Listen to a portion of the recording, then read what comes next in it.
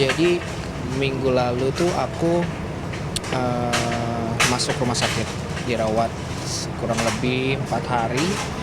Jadi tepatnya tuh kalau nggak salah di hari Kamis itu Kamis dini hari itu aku demam tinggi. Siangnya tuh Rabu aku masih ada acara reuni sih sama anak-anak SMA, masih nggak ada masalah apa-apa. Kamis malam tiba-tiba aku demam tinggi, muntah-muntah, buang-buang air. Ini perut rasanya kayak di silet-silet ya. Terus GERD aku memang punya asam lambung kan. GERD aku tiba-tiba naik tuh sampai ke sini gitu, kayak kita nelen kesel sesuatu ya di tenggorokan. Itu sampai di situ.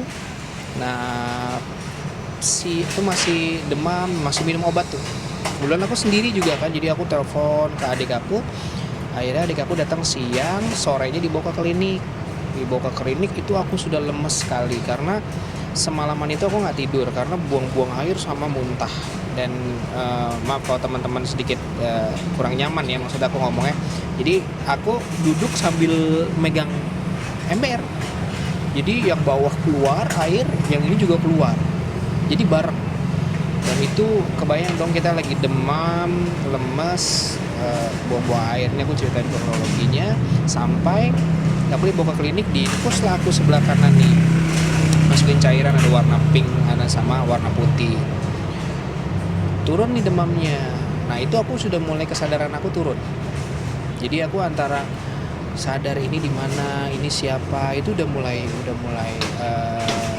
sampai di situ kesadaranku turun. Karena kalau dari mulai malam ke paginya tuh fasenya udah nggak bisa merem, 5 menit merem aja udah nggak bisa gitu karena itu aktivitasnya terus.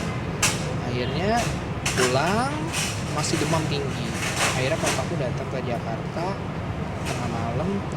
Besok paginya itu baru aku dibawa ke rumah sakit yang agak besar.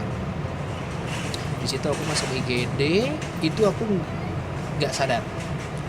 Jadi bukan pingsan ya, bukan blackout, jadi lebih kepada kayak udah halusinasinya udah di bawah. Terus akhirnya aku dipakein, jadi bukan alat pacu jantung sih, lebih ke alat pendeteksi kestabilan jantung. Karena pas di IGD kesadaran aku udah drop karena cairan masuk, dan ini nggak bisa masuk nih, dari sini nggak bisa masuk apapun gitu. Karena ini aja di wawancara hari ini aku masih ngerasa pahit mulutnya. Nah, singkat cerita, aku dirawat, ternyata diagnosa pertama itu aku terkena infeksi ginjal dan usus. Bingung, infeksi ginjal dan usus, sedangkan aku termasuk orang yang minum soda tuh bisa dibilang 2 bulan bisa sekali. Alkoholik nggak sama sekali minum, kalau perokok iya.